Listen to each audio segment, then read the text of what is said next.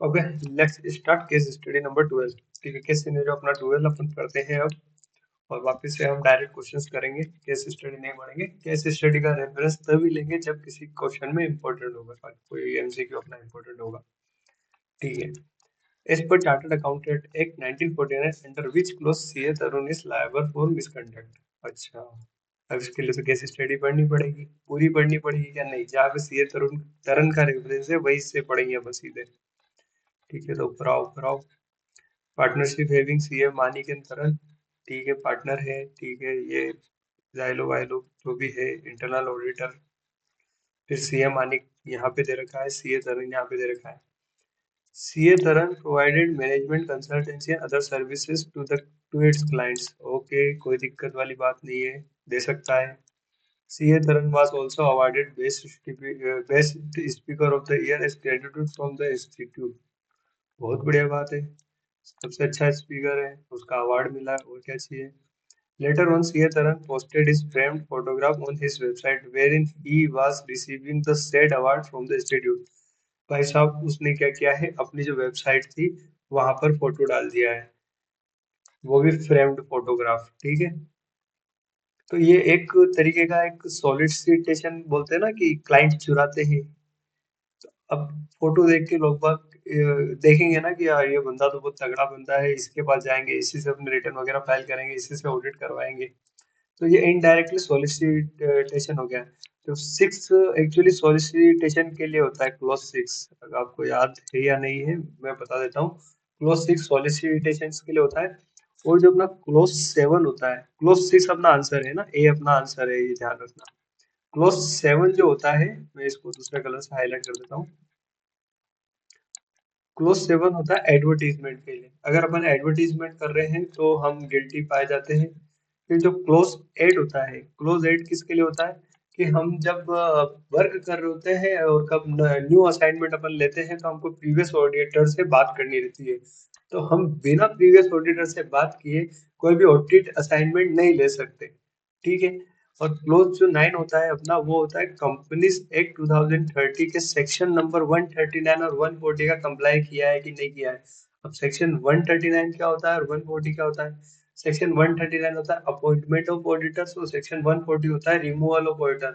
ठीक है, ऑडिटर कब आएगा, ऑडिटर कब जाएगा। तो एक मिनट। ठीक है, वीडियो चालू है बराबर। ऑर्डर कब आएगा, ऑर्डर कब जाएगा जाएगा, है ना। तो क्लोज 9 में वो होता है। तो अपना क्या है ना, कि इसने इनडायरेक्टली सॉलिसिटेशन किया है, तो ये क्लोज 6 में गिल्टी है। तो ये मिसकंडक्ट है अपने क्लोज 6 का। ठीक है, फिर आप जाता है M S K partner should direct assistant from C A. M S K partner ने डायरेक्ट असिस्टेंट लिया है सीए से। डायरेक्ट असिस्टेंट, डायरेक्ट असिस्टेंट देखो आप कहाँ लेते हैं, अपना ऐसे number 610 using the work of internal auditor. ठीक है, 610 है ना। 600 होता है अनदर ऑडिटर के लिए, और 620 होता है ऑडिटर एक्सपर्ट के लिए। 610 होता है इंटरनल ऑडिटर के लिए। एमएस कैन पार्टनर्स और direct assistant from CAIA internal auditor as stated in the above scenario. ठीक है भैया, डायरेक्ट असिस्टेंट लिया है किसी सिनेरियो को लेके, as well as to whether he is permitted to do so in accordance with the relevant standard of auditing. तो इसके लिए क्या हमें केस पढ़ना पड़ेगा? वैसे तो जरूरत नहीं है केस पढ़ने की, लेकिन फिर भी अपन एक बार पढ़ लेते हैं फॉर योर रेफरेंस। मुझे तो आता है, मेरे को कोई प्रॉब्लम नहीं है। बाकी फिर ऐसा होगा कि ठीक है आपको आता है तो क्या सबको थोड़ी ना आता है। ठीक है, तो अपन पढ़ लेते हैं। ये अपन ने यहाँ तक पढ़ लिया। हैविंग सीए मालिक एंड तरह से partner is at Bangalore, MS K and partner are appointed to conduct statutory audit of Xylo limited. ठीक है, Xylo limited is required to appoint an internal auditor as per provisions given in the Companies Act 2013। ठीक है, and appointed CA IA, CA IA नाम है, as its internal auditor. CA IA एक है बंदा जिसका नाम ही आईए है, उसको इंटरनल ऑडिटर अपॉइंट कर दिया है। MSK and partner ask mister आईए to provide direct assistance to him regarding the evaluation of significant accounting estimate। ठीक है, SF 540 का जो भी काम है उसके लिए हम डायरेक्ट असिस्टेंस नहीं ले सकते by the management and assessing the risk of material misstatement. भाई बहुत गलत किया, ये काम के लिए हम यूज में ले ही नहीं सकते इंटरनल ऑडिटर का, डायरेक्ट असिस्टेंस कर ही नहीं सकते इसके लिए। He also seeks his direct assistance in assembling the information necessary to resolve exception in confirmation response with the external confirmation request and evaluation the results of the external confirmation procedure। ठीक है, जब हमने कोई external confirmation भेजा था तो उसके response में क्या हुआ है ना, कुछ एक्सेप्शंस आई। एक्सेप्शंस पता है ना कि हमने कुछ बोला है और सामने से जवाब कुछ और आया है, तो एक्सेप्शन क्रिएट हुई है। तो उसके कंफर्मेशन के रिस्पॉन्स के लिए हमने एक्सटर्नल इंटरनल ऑडिटर का यूज लिया है, डायरेक्ट असिस्टेंस लिया है। तो यहाँ पे हमको अलाउड है, हम डायरेक्ट असिस्टेंस ले सकते हैं। तो तो जो सिग्निफिकेंट अकाउंटिंग एस्टिमेट है यहाँ पे नहीं ले सकते हैं, और यहाँ पर ले सकते हैं अपन, है ना। तो पढ़ लेते हैं। MSK and partner can ask CA IA to direct assistant regarding evaluate significant accounting estimate. गलत है, ये यहीं से गलत है। Can not assist, can not नहीं है, असिस्ट कर सकते हैं लेकिन वो सिर्फ वो उस काम के लिए कर सकते हैं। तो एक बार अपन पढ़ लेते हैं। Can not assist CSK and partner in assembling information necessary to resolve, इसके लिए तो कर सकते थे assist. MSK and partner cannot ask CAIA for direct assistance regarding evaluating significant accounting estimate and assessing the risk of material misstatement। यहाँ तक सही। And in assembling information नहीं भैया, इसके लिए तो आप ये जो ये वाला पार्ट है ना, इसके लिए हम ले सकते हैं इसका असिस्टेंस। अब अपना ऑप्शन क्या है, MSK and partner cannot ask CAIA for direct assistance evaluating significant accounting estimation and assessing risk of material misstatement। ठीक है, यहाँ तक कोई प्रॉब्लम नहीं है। However, CAIA assists MSK and partner in assembling information necessary to resolve exception in confirmation response as per SS 610। ठीक है, बिल्कुल ठीक बात है, कोई दिक्कत वाली बात नहीं है। ऑप्शन डी अपना राइट है इसके लिए। ठीक है, with respect to the fees to be charged for its new assignment, which of the option can be obtained by MSK and partner। देखो, फीस अपन डायरेक्टली कोट कर सकते हैं लेकिन परसेंटेज बेसिस पे हम फीस नहीं ले सकते हैं, लेकिन उसका एक एक्सेप्शन है कि हम, है ना, वहां पे कोऑपरेटिव सोसाइटी के केस में हम ले सकते हैं। तो देखो यहाँ पे using hearing about the efficient services provided by MSK and partner chartered accountant, they were approached by XYZ cooperative society. Cooperative society है to act as their statutory order for the upcoming financial year. The firm agreed to the offer and had following option in mind with respect to the fees charged to him। Percentage basis पे लेंगे या फिर direct fees coat कर देंगे 501 की।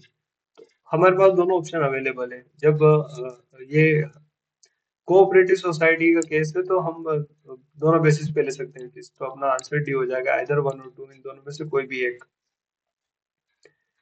Before signing tax audit report, ठीक है, tax audit report CA Manik sent a registered post to the previous auditor.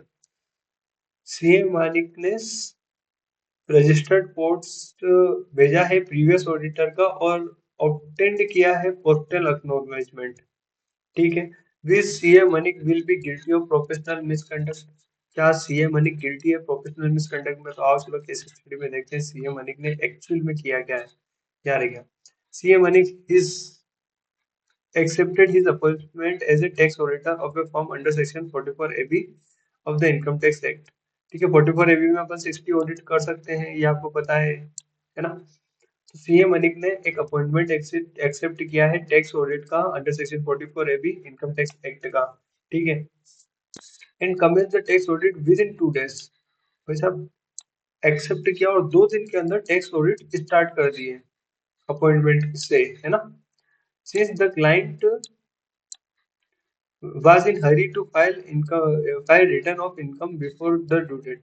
क्योंकि जो क्लाइंट था वो बहुत जल्दबाजी कर रहा था कि भाई साहब ड्यू डेट से पहले हमारा रिटर्न फाइल हो जाना चाहिए।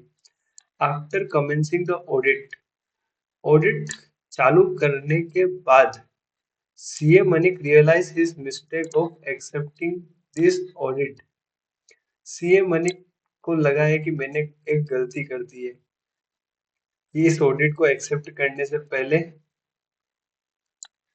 Without sending any communication to the previous tax auditor, इस ऑडिट को कमेंस करने से पहले मैंने प्रीवियस टैक्स ऑडिटर से बात नहीं करी, ये गलती मैंने कर दी है।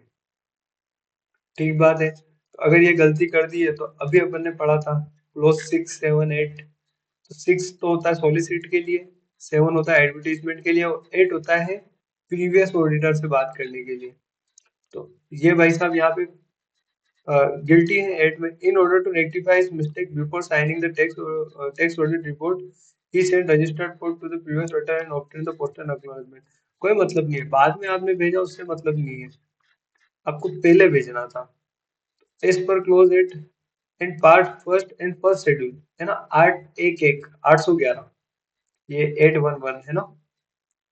As per clause eight part 1 first schedule to the CA act, CA मनिक will held guilty of professional misconduct since he has accepted the tax audit without first communicating with the previous auditor in writing। ठीक है, यही अपना answer है।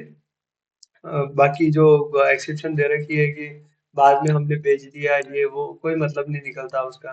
हमें पहले ही बात करनी पड़ती है प्रीवियस ऑडिटर से। अपन को क्लोज एट पार्ट 1 और फर्स्ट शेड्यूल के अंदर अपने को पहले बात करनी रहती है प्रीवियस ऑडिटर से, उसके बाद ही हम असाइनमेंट को एक्सेप्ट कर सकते हैं। ओके, केस स्टडी कंप्लीट अपनी पूरी। ठीक है, अब देख लेते हैं कि लास्ट के क्वेश्चन तो ये क्या है। ओके, कंप्लीटेड है। ये आंसर्स हैं, एक बार आंसर्स देख लीजिए, गो थ्रू कर लीजिए। अपना 610 बताया था आपको इंटरनल ऑडिटर के लिए। ठीक है, एवरीथिंग इज करेक्ट।